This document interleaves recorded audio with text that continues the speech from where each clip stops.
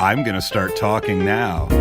What's your favorite movie? Hey, ladies and gentlemen, welcome to everybody's favorite podcast. I'm your host, Ed South, and I'm here with my guest, Grant Corley. Welcome, Grant. Ed. Grant, I'm Ed, and you're Grant. Can I be Ed? No, you cannot be Ed, because this is my podcast, and everyone comes to This sucks. Can I lodge a protest? So here's the thing.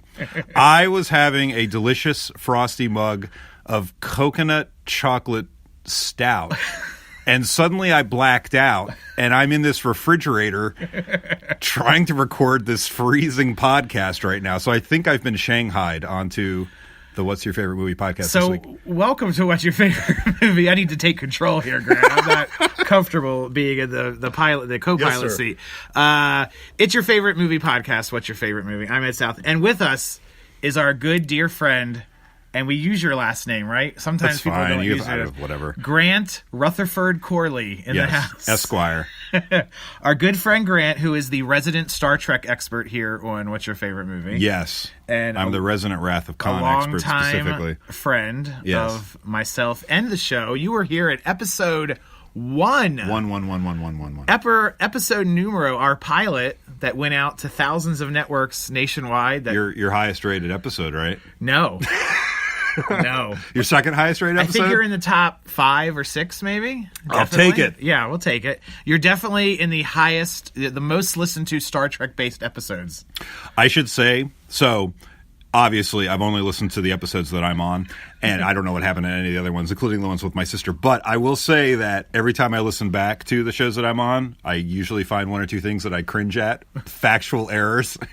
So I want to apologize for all the factual errors. Anybody that listens to this show at any point finds one or two things that they cringe at, no matter their level of involvement with the production of this show.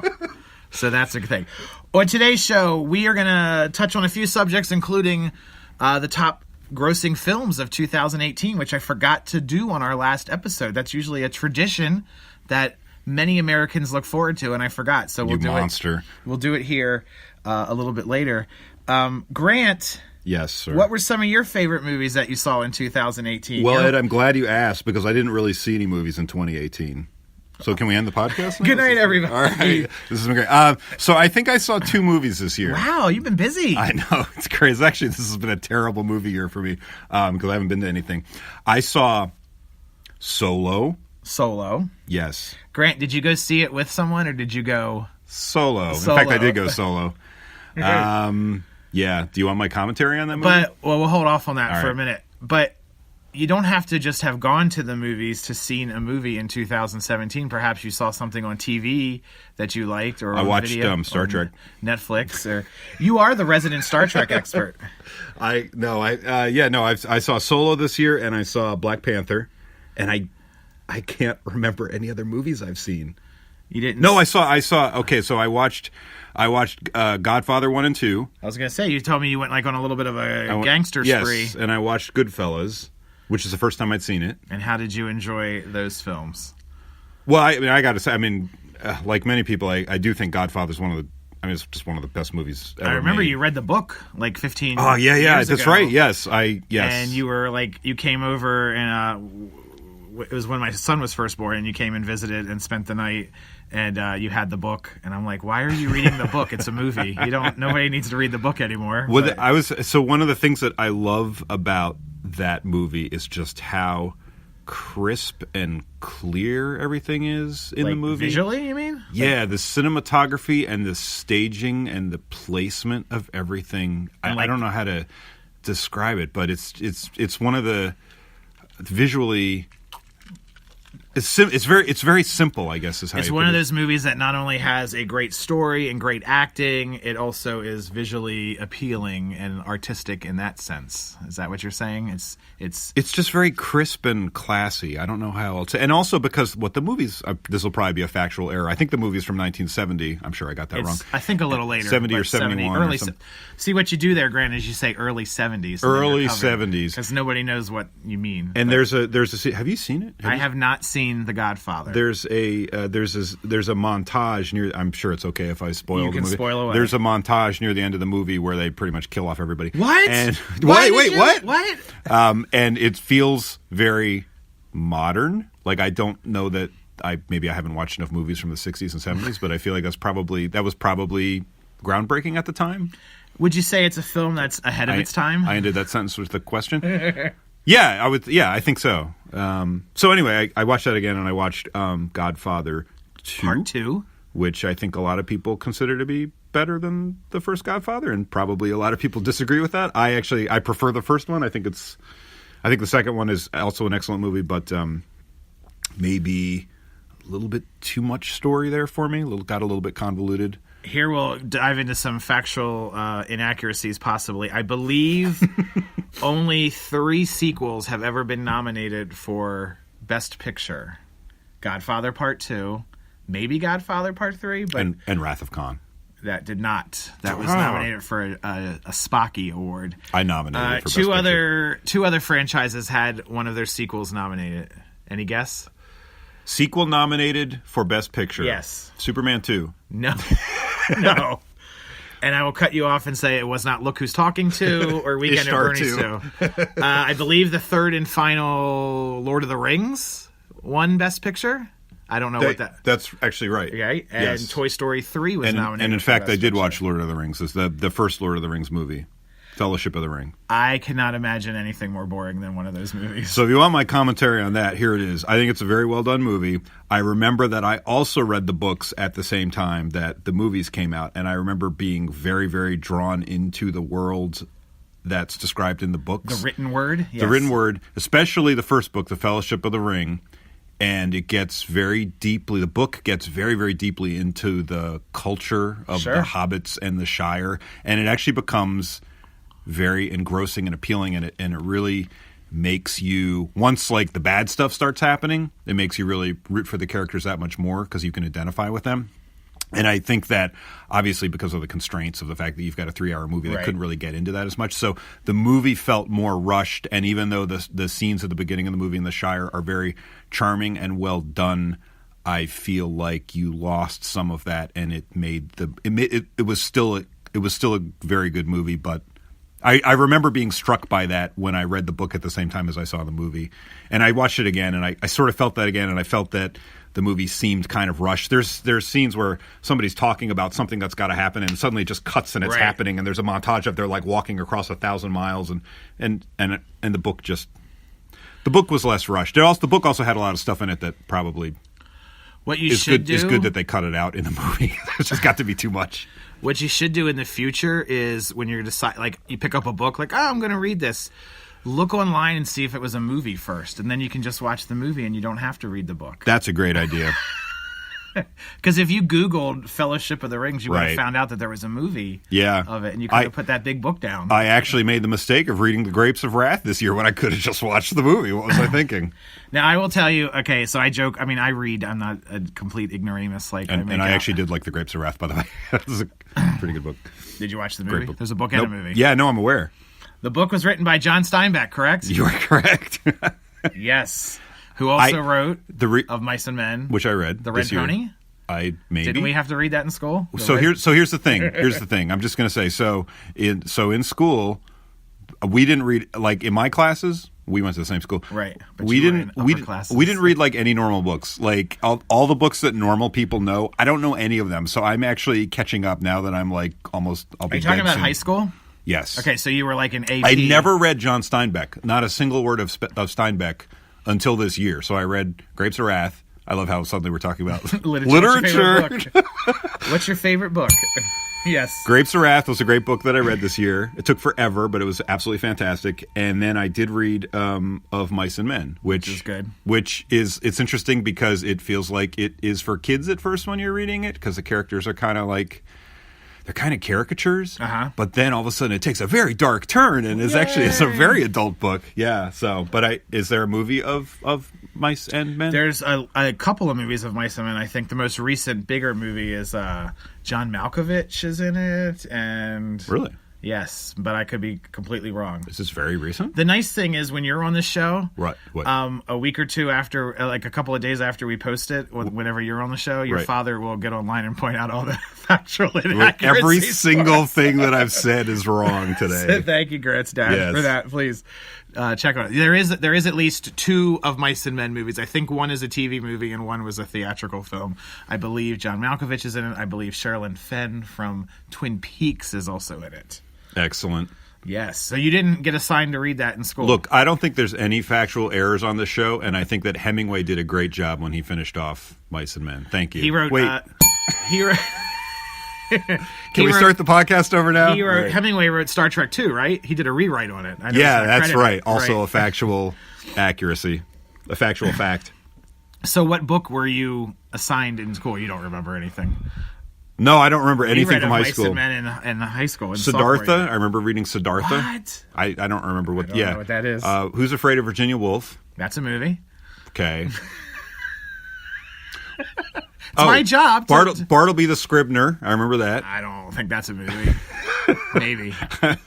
It would be a very annoying movie if it were. Your dad's very furiously on IMDb now trying to keep up and check if these are all movies or not. Sorry, Dad. I'm sorry. So you liked Nothing. Wise I didn't Guys. like anything this year. Goodfellas. Goodfellas? Yeah, Goodfellas. As I mentioned to you earlier, the main thing that struck me about Goodfellas was, since it was made about 10-ish years before The Sopranos. Okay, yeah. How many people cross over? Yeah. Yes, but I watched The Sopranos first. I had never seen Goodfellas until this year, and then was surprised by how many There's folks just showed up from The Sopranos in Goodfellas. there's just so many and actors and they were younger. What? How'd that work? I know, it's crazy. There's so many actors that like are just good gangsters, and they play gangsters well. That's and, all they play. right, and it's there's a cinematic shorthand when you cast someone like as a gangster, then you know immediately when that person pops up, like, oh, he's a bad guy, he's a gangster. And I was just reading something about The Sopranos, and I believe that it said that David Chase initially wanted to cast De Niro as the main character in The Sopranos. Really? Yeah, and I just laughed. I was like, wow, that's Right. Well, there you go. Yeah. It was an influential film for him. You do not have a particular affinity. Is that the right word? Affinity for gangster films necessarily. I don't go out of my way to watch them, and yet by the way, Sopranos is probably my favorite television show. What? Yeah, no, seriously. Yeah. Here we are not talking about movies. No, that's fine, but we've been best friends. We're best friends for You've 35 never known that. Well, I could have, if you gave me a list of like 5 or 6 shows, I would have picked that as one. But I'm just saying, your favorite show is The Sopranos. Fantastic show. The Flintstones. So there you go. So I mean, even though like all my favorite movies and shows are all gangster movies and shows, I wouldn't say that it's my favorite genre. What would you say? That makes no sense. Here's a question I pre-composed for you. What would you say is the genre, like very specific genre of film, like you don't even need to know almost any details except like it's like for me it's like, oh, new Disney animated film, I'm there. Oh yeah, Star Trek Star Trek movie. So if Star Trek came out with a movie which was nothing but a green triangle on the screen for 3 hours, I'd give it like 3 out of 5 stars. 3 out of 5 triangles. Yeah. No, but don't you have like, I mean, would you say you like sci-fi movies a lot? Like you'll go see any sci-fi movie If they're Star Trek. I don't know. What if once you went to what if someone tricked you into the movie theater and you thought it was a Star Trek movie, but they had their hand over the word wars? Wait, what? And you went in and it wasn't Spock, it was how can I not think Adam Sandler as Luke Skywalker. That's it. Can I at least get some free popcorn? You may. All right, I'll stick around. If someone tricked you that way, yes, you may. Grant, let's take a look at the top grossing films of 2018. These are the films, the biggest films that the mostest people went and saw in the movie theater. And I think when you look at this list, you'll realize that we just like the same thing over and over again as people. There's no point in making anything other than superhero movies, which, by the way, is exactly what's happened this year. Right. So, yeah. So these are top grossing movies between January 1st, 2018 and December 31st, 2018. There you go. Number 10, Solo, a Star Wars story, made $213.43 million. We decided very purposely to sit out solo a Star Wars movie, a Star Wars story, my kids and I, because we feel very tied to all these franchises. Like, we have to go see the Marvel movie, we have to go see the Star Wars movie, we have to see the Pixar movie, et cetera, et cetera. And the last couple of Star Wars let us down, and we're like, you know what? And then we know there's like 400 more coming out in the next 20 months. So we were like, we're going to cut it off right here, and we're just going to skip this one, and then we don't feel the pressure to make sure we go see every Star Wars movie. And good for you. I'm glad you took that stand. I saw it. And you had not... Well, you've seen them all, too, in the theater, haven't you? Yeah. Except the Clone Wars. I didn't see Clone Wars. That's right. The cartoon one. I've actually never really seen Clone Wars. Yeah. No. I'm talking about the second prequel. Attack of the Clones. Attack of the Clones. Yes. But there's also a Clone Wars movie that's animated. That I haven't was in watched theaters that. I Yes. saw in the theater Yes. with my children. Did you like Solo, a Star Wars story? I had no idea what was going on. Really? I mean, or I'll put it this way: I didn't know why I was supposed to care what was going on after a while. Because it's a Star Wars story. It says so right in the credits at the title. A Star Wars story. You were supposed to care. I will watch it. It's coming to Netflix this month. I'd be curious to know what you think about it. I definitely want to watch it. I was just like, I've had enough. It just felt like a lot of stuff happened, and then I kind of didn't care.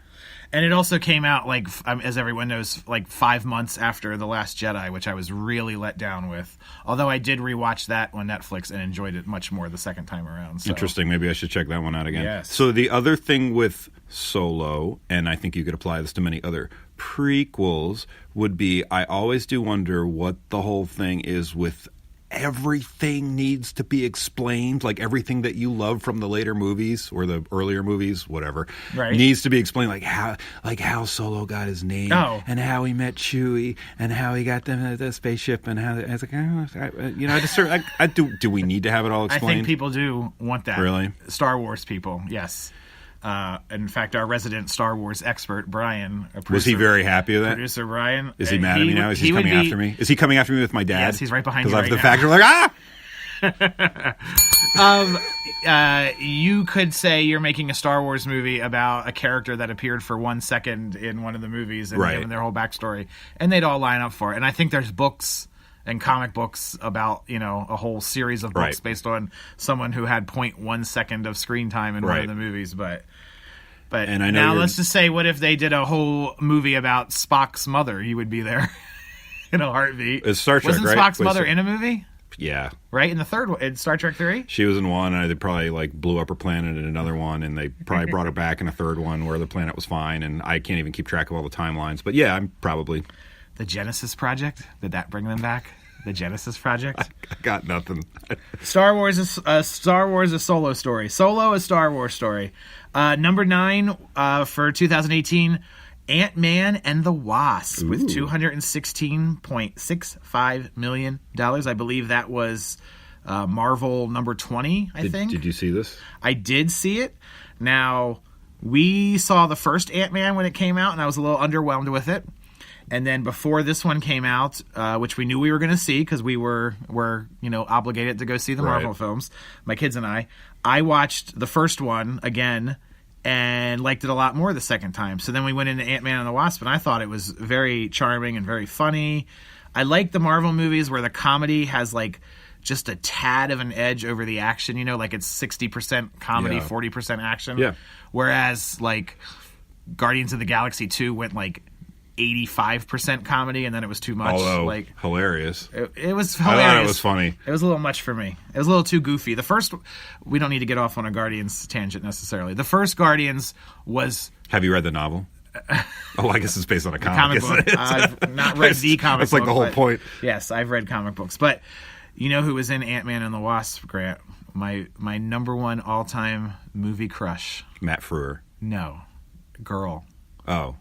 Michelle Pfeiffer. Oh. Plays the Wasp's mother. She's the original Wasp. How'd she do? I love Michelle Pfeiffer. She do good? She's great. Did she make you proud? Yes. She's not in it very much, but yes, she made me proud. So I think she's actually in the new Avengers movie, Michelle Pfeiffer.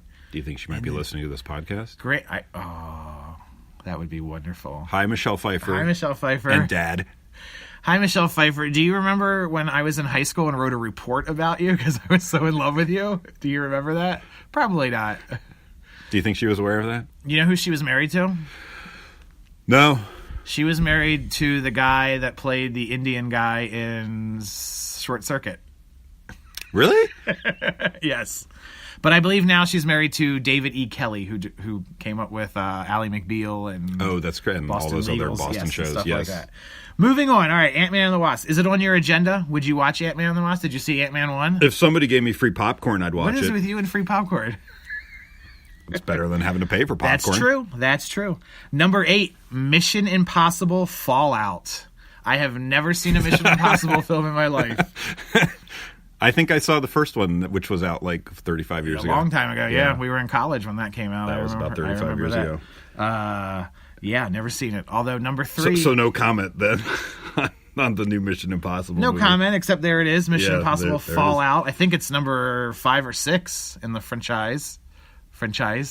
Is that all they've done? Only 5 or 6? I feel like there's been like 12 of those. Each one is worth 3 movies of action-packed Tom Cruise-ness. Mission Impossible 3 stars my number 2 all-time movie and television crush. You don't even know who it is. Take a guess. You don't. Your second? Yeah. Crush. I probably haven't gone off about her as much to you. Debbie Gibson never had an acting role. Not significantly enough. Not in movies. Carrie Russell. I don't know who that is. I'm sorry. She's the girl in Mission Impossible 3. Okay. Thanks. She's on The Americans. That show, The Americans. Oh, yes. Which I have not seen, but I've heard I have of. not seen either. Apparently she's nude throughout half of it, and that did not even entice me to watch it because it looks very serious. Number 7. Too much thinking involved. Number 7, a lot of people think you're going to look into the skies to see superheroes, but number 7 flipped the script, and you looked down underwater to find Aquaman, who made $266 million in just a few weeks because that came out in December. You did not see that. I have not seen it yet. I would like to see it. I really enjoyed the last DC picture called Justice League, which introduced Aquaman to modern film audiences. Excellent. But I have not seen it yet, but I do want to see it, and I will see it soon, and it will be delightful. Did that get good reviews? It did, I think. Really? I do think people like it. The DC movies, you not watched any of the DC movies of late where they're trying to replicate I mean, I know you've seen like Superman. I saw like the Dark Knight. The old still, one. like the newer ones that are kind of emulating what Marvel's doing. With Justice League and not Murder, She Wrote. Suicide Squad. Suicide, She Wrote. They that deserves a ding. Yeah, they lightened them up. But if they made a Marvel Murder She Wrote, a Marvel Murder She Wrote, that would be worth where checking Jessica out. Fletcher and Iron Man solve a crime. Yes, I'd be there. Yes, in a heartbeat. Free popcorn. Number 6. Grant, I know you're not too happy about this. The Grinch. With $269.78 million for a third visit to the Grinch. This is just reminding me of how out of it I am with pop culture, and for some reason right now I'm on a movie podcast. Just continue on. Why? Because you didn't know there was a Grinch movie? Or Yeah, I think this is. I'm just learning about this right now. Wait, you're not really learning that there's just a Grinch I'm movie. making a dumb joke. I was going to say, because you work but in I'm not advertising far. and you should. And they slap the Grinch on everything. I didn't get that account. My favorite thing about the Grinch, the new Grinch movie, is what's going on with it? Is it with live actors? Is it animated? I really don't. Gosh. I'm sorry. Just edit this out. Delete the podcast. It's a even my dad has even seen it. My dad's shaking his head right now. Going, I love the Grinch. The Grinch, the number 6. Yeah, you just completely discredit yourself from being on a movie podcast. All right. You see yourself to the door. I'll see you. See you later, guys. The new movie is a animated film from the people that made Despicable Me. And your good buddy Benedict Cumberbatch voices said Grinch, who played Khan in the fake Khan Star Trek. And he and what the thing with the Grinch is they redesigned him a little bit for this movie. Like he has a different face. Is it an improvement or a downgrade? Well, what do you think? It's kind of a downgrade. I mean, now I'm used to it because it's been shoved in my face for 2.5, 3 months, 4 months. Right. But Dr. Seuss literally was a genius, especially of the pencil. Right. We can excuse some of the racist passages in some of the Dr. Seuss books as not genius, but definitely I'm not actually that familiar with that. Well, maybe we shouldn't get in that, but okay. Yeah, there's some not politically correct and nothing mean or anything. It's just, different. I mean, some of those books date back to the 50s, so it was okay to call people things that you would not call them now. Of different nationalities. There's not like he's not. Yeah, it's not whatever. Plus, he wrote books about racism, like the Sneetches and stuff that were anti-racist. But there's some antiquated racial epithets, let's say. I don't know. Anyway, let's move on and not talk about that. Anyway, my point is, it's clearly been a while since I've read any Dr. You Seuss. who designed the Minions do not need to upgrade a Dr. Seuss sketch. You make him look like the Dr. Seuss. And I've said this 50 times before also. They've only made 4 movies of Dr. Seuss books up until now. Right. And then they make a 5th one, and it is of a book that was already done of those other 4 times. There's literally 61 other books they could have made a movie of. Jerks. Because there's 2 Grinch. You with me? There's 2 Grinch movies. Yeah. And the cartoon, which was perfect as it was, the 30-minute Chuck Jones short. So they keep going back to the same well. Is that the right phrase? Yes. And now the next movie they're doing is The Cat in the Hat, which has also been a movie. Not an animated movie, but... Of course, most people could only name a handful of probably Dr. Seuss books, which of course is partially because they've made movies of them. How many can you name, Grant? Cat in the Hat, The Grinch. The Lorax. Did they ever make one? Oh, they make The Lorax? There is a Lorax movie, yes. And Horton Hears a Who is the other one. Now there's 5. There's 2 Grinches. Green Eggs and Ham. That is going to be a Netflix series later this year. Really? Yes. We'll see how that goes. But, and I'm out. I'm done. I can't think of any other Dr. Seuss stuff. How about Fox and Socks? Fox and Socks? Yeah. How about Marvin K. Mooney? Will you please go now? Don't remember that. No. How about... Vaguely familiar. I don't remember. 10 Apples Up on Top. Nope. Never heard of it in my entire life. Do I have a slight advantage that I have 3 children and you... Yes. Okay. Also, you're obsessed with this stuff. A little bit. Am I obsessed with Dr. Seuss? Mm-hmm. Am I obsessed with Dr. Seuss? I would say you have. This question is something excellent cranial capacity for this sort of thing. Yes. Instead of where things that I can make a living should be stored, I know about Dr. Seuss books. Number 5 on the list, and I should have asked you this ahead of time if we can tell your story, though. Deadpool number 2. Made $324.54 million. No. Okay, we won't tell that story. The story was you love Deadpool so much, right? I haven't seen it. It looks good. I didn't see either of them? Seen it. Nope. And then they re-released. So the thing with Deadpool is it's rated R, and it's a superhero R-rated movie, and it's F-bombs galore and whatever. Oh. And then you probably don't know this because you're on a movie podcast and you don't know anything about movies. Right, yeah. They re-released it this It adds to the dramatic tension of the podcast, though. What is his favorite movie? Grant, you should be on a podcast called What is a Movie? So they re-released Deadpool 2 this Christmas as Once Upon a Deadpool, and it's rated PG-13. Okay. And it's Deadpool reading a storybook to Fred Savage in the Princess Bride bedroom. Is it really? Yeah. That sounds amazing. Is it amazing? I heard it was horrible. Really? They chop up the movie too much, and they cut the pacing. I'm disappointed. I want to watch it. It sounds like an amazing. I love the concept. Yeah, and he's in the exact same bedroom, and Deadpool has him like duct taped to the bed, and he's reading it or whatever. Can we watch it now? I want to see it. Number 4. Grant, it's another franchise film. Oh, look at that. Number 4 on the list was Jurassic World Fallen Kingdom. So if you asked me if I saw that, I wouldn't even be able to tell. I don't even know because I've seen some Jurassic Park movies. I've seen some dinosaurs. They were in a park. Yeah. So funny story, or maybe actually probably not entertaining or funny at all, but I was trapped in jury duty last year waiting to be called, and we were made to watch one of the Jurassic Park movies. And so that is how I saw the Jurassic Park movie. The one, it was the one with the dinosaurs, and they get trapped, and then they're chased by dinosaurs. You know what I'm talking about? Is there dinosaurs in it? Yes. Are they in a park? Yes, that one. I believe you saw I saw it. I believe you saw number 2 because I remember comparing it to I saw number 2 also in a waiting room television set waiting for a job interview that I was in for almost 2 hours. It was definitely not the one with what's his face with Jeff Goldblum. Right. That was not the one that I saw. It was the one where they go. It was the last one that I think Sam Neill was in. Yeah. Where they go back to the island and they're tricked by the people that claim that they're sorry. This is a complete tangent. So there's dinosaurs and they chase them. You didn't it was see great. Fallen Kingdom. And then I didn't get called for jury duty and I got to go home. But that's because they asked my you. My time's almost up. It's time for me to go back Your in. dinosaur knowledge was minimal. Number 3, Incredibles 2 with $608 million. Right. What do you think about the Incredibles, Grant? I feel bad because I feel like all I do is just like insult movies. So I saw the first Incredibles and several people in the theater fell asleep.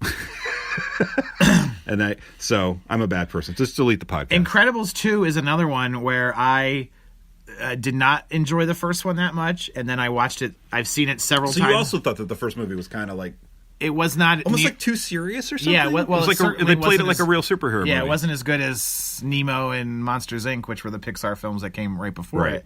And I didn't like it, and then I watched it again when my kids were real little, and I still didn't like it. And then we watched it again, and still was like, this is just boring. Yeah. And then that's how I felt. I don't know why, but I watched it right before we went to see number 2 because I was like, I should bone up because I don't really know my Incredibles lore. Right. And I liked it, and then we went and saw number 2, and I thought that was really good. Nice. So there you go.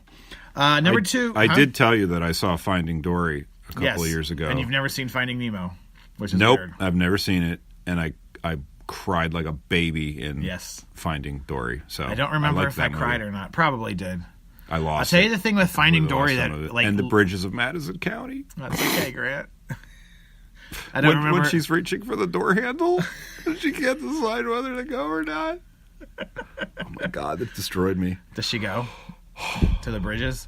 I can't give it away. I know you want to see it, so I do. Yes, I'm gonna. It's on my to-do list. I don't remember if I mentioned in the last episode that I cried at Mary Poppins Returns for no You've reason. mentioned 6 or 7 times to me. You, yes, I know, because I can't get over it. Because the thing with the kite, the balloons. The kites was awesome. The balloons made me cry. Okay. Get it straight, Grant. Number 2, Avengers: Infinity War made $678.82 million bazillion dollars. And this comes highly recommended. It's a great movie, and it's on Netflix right now, so I can watch it. I talked about it on the last show, so we don't need to go into detail. If you delete this podcast, then I could go back and watch it, and then we could talk about it, and I would sound like I know what I'm talking about. Pretend you saw it. And okay, it was excellent. What did you like best, the Infinity or the War? I liked the part with the big fight scene where the bad guys were fighting the good guys. Oh, that was good. And then the bad guys lost. It's actually a cliffhanger, so there's no ending to this movie. That's why it sounded like a question. Yeah. Oh, that's right. We don't know yet. That's right. We don't know. And make sure, Grant and others who haven't caught up, you need to watch Avengers: Infinity War and then watch Ant-Man and the Wasp because they connect, and then go into the next 2 this summer, and you'll be all set. Captain Marvel and Avengers Part 7. Wow. And number 1, Grant, do you want to guess what the number 1 movie is? Number 1. Well, I can see it upside down on the piece of paper. Panther Black. Number 1, Black Panther. $700 million. I think it's the 3rd highest grossing movie of all time right now in this country. The 3rd highest of all time? I think so, yeah. Is that adjusted for inflation? No. I don't say. Okay. No, but it's adjusted for Pantherness. Yes. Black Panther, $700 million. That is on Netflix also, which I also... Is it? Yes. Oh, yeah. So you should watch it. I've seen it. Again. Of the top 10 movies, 6 of them were superhero movies. And you could conceivably, I guess, say... argue that they're all superhero movies. Yeah, except for The Grinch. Yeah. And 10 out of the 10 films are based on something. 9 of them are franchises. The Grinch technically is... Are any of these original movies? Not really, no. They're all a sequel except The Grinch, and that's... based on a book, and it's a remake. So going back to the original thesis of the podcast, there truly is no point in making a movie that's not a superhero movie. Right. That's it. Right there. So those are your top 10 grossing films of 2018. What do you think? I just toss it off and let it sit. I think I probably shouldn't be on a movie podcast. No, is probably you're our friend. You're our Star Trek expert. We have 10 minutes or less left. Right. Everyone's like, less. You can shut it off, people, if you want. You know, the nice thing about podcasts is When they you only say need to listen everyone- for like 45 seconds, and I still get the hit. You know, it still counts as When you say everyone at this point, you Your mean dad. my dad. Your dad's like in the other room, not paying attention. Tell us about the new Star Trek show. Oh. Star Trek Discovery. You're the Star Trek expert, so or do you want to do? We were Star going to talk Trek? about Super TV that Yeah. we don't really care about. We're going to talk about Star Trek. Tell us about Star Trek Discovery. Star Trek Discovery is a show on CBS that All takes Access. place all So access. CBS All Access, which So is I had to pay money to be able to watch it, Okay. which I gladly did because it's Star Trek. How and- much? Let's talk real, Grant. Don't be ashamed. No, of your no. How much was the CBS All Access a month? Do you know? They had two tiers. One was if you want to watch with commercials, which actually I didn't want to do, so I paid a little extra so I could watch without commercials. Yeah. And then with that, I was also able to get access to WKRP in Cincinnati. Without commercials. Yeah, I don't probably, and many other old television programs. Right. I Love Lucy, Taxi, Family Ties. Oh, I watched some of Taxi. Yeah? Yes, I watched some Taxi. So I would say that overall, because I was able to watch Taxi and WKRP, it was worth it. However, the new Star Trek show, how do I say it? So good acting, Good acting. good actors. Is anybody in it that we know? Like, is there anybody? Well, I don't know anybody because I'm pop culture illiterate. Fair enough. Yeah. I was not prepared for this. I'm trying to remember the names of I don't know who the actors' names are. Okay. But they're the acting. Yes. But like the There's- last yes, two- there like the- yes there are actors from other programs that normal people that know things about pop culture would recognize, but I can't Right. think of anybody's name. The acting is quite good. The special effects, you can tell there's an enormous budget for the special effects, but they go like way over the top with the special effects on the show. Like the last time I checked, like space doesn't look that cool. Like it's way over the special effects are way over the top. And then the other thing about the show, so good thing is acting good, actors good, special effects budget good, special effects themselves maybe not great because, and then you know what, Doug Jones, who tends to play a lot of, I think his name is Doug Jones, but then again, it's probably another factual error. He plays Saru, I believe is the character's name, who's sort of the traditional like alien sort of Spock character on the ship. And by the way, the character's fantastic. He's like a neurotic alien, first in command or something like that. And every scene he's in, I think, is wonderful. I think he's great in that show. But the show itself, it just Doesn't click for you, it does a lot of fan service, right? Which is good to a point, and then sort of gets in the way of actual coherent plot. And I saw a criticism of the show somewhere that basically said they sacrifice good storytelling for just shock value. Yeah. That's kind of how I felt about the show. Because they curse on it, right? Because it's not on the When air. I say shock value, I mean like, here's a character that you've been loving for several weeks, and it turns out that they're evil and they live in a different universe and they're an alien and they've been dead the whole time and you've been dead the whole time, and it's just shock after shock after shock. And they do this sort of thing in almost every episode where it's kind of like it's influenced by the Netflix paradigm that has affected television, where every episode has to be a cliffhanger.